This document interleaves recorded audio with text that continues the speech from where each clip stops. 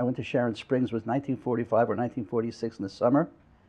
And the Shules had raffle books so that each raffle was 10 cents. And if you won the raffle, you won a clock. And this clock was special because I think it had music. I don't know what it had. It was something special. So they were raffling this clock at 10 cents a raffle. So all the kids wanted to win the prize. If you sold the most raffles, you were the kid who won. So all of us wanted to win. Of course, it was for the shul. We all knew it was very important. All our parents were poor. They were culturally informed, and they realized how important Yiddish was. So we realized how important Yiddish was. And so this was a mitzvah to do as many raffles as possible. So that summer we were in Sharon Springs up in New York, where they had sulfur baths, and all the Jews felt sulfur baths cured arthritis. So all the Jews went to Sharon Springs. Anyway, the Haganah made a big appeal in 1946, it may have been, maybe 45 or something, maybe 46. They made a big appeal and they put me on the program. Somehow they knew about me already and they put me on the program. I was 8. And I did the thing, and then we lived at one of these kind of shabby hotels. They all were a little bit shabby gentility, you might call it. There were 2 big hotels, not quite adjacent, but they were bridged by this huge lawn, and the owner owned both hotels. So in the lawn were these massive numbers of tables, and people were playing cards. So all the people who were playing cards, I knew were not people from the left. People on the left didn't play cards. They went to cultural events.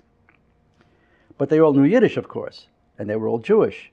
So I figured it's a perfect place to sell all 10 books. So I went around to the tables asking them, speaking to them in Yiddish about the raffle.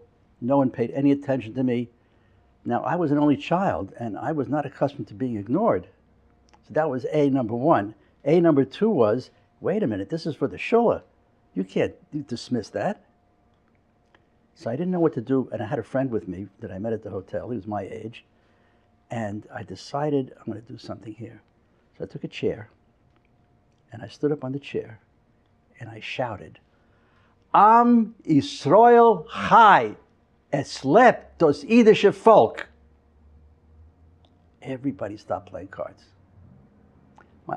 Even then I had a very booming voice. Everyone stopped playing cards. And I started, Wehen sich aus mein Volk auf dein Weteg, auf dein Brach. Sitz ob die 6 Millionen dicke Schive Woch und häub sich auf und stell sich auf die Füße zurück und wend zum größten Morgen sich mit Gläuben in dein Blick. Wie ein Denkmal für die Deures, stell weg dein Treuer, weil auf kein Tränen können wir nicht beuen und beuen darfen wir, erzindert von das Nei und beuen wollen wir, weil am Yisrael Chai, es lebt das Yiddische Volk. I was booming this out on the lawn. There was silence, and as though somebody was conducting it, everybody rose. And a split second later, they charged me. It was like a locomotive coming at me. And this little friend that I was with, I heard him moan. He went, oh. He had no idea what the hell happened. And they started to throw money at me. Meanwhile, I was a kid. what's your name? I was trying to get their name on the raffle book. And this lady said to me, Junger Mann, leg es weg. Forget about that. And she handed me a box, a cardboard box. And I said to the kid, put the money in the box. So we had not only coins, we had dollar bills. We had 3 $20 bills, 1946, 3 $20 bills. We had 10s and 5s and a ton of singles, coins. The whole thing filled up. I didn't sell one raffle. So I brought it back to the room. My father said, what do you have there? I told him what happened. So my parents started to laugh. So we piled the whole thing on the bed and counted everything. It was something like $118 and change. Okay, so it comes to September. I bring in $118 and change and the 10 raffle books. I didn't sell a single raffle.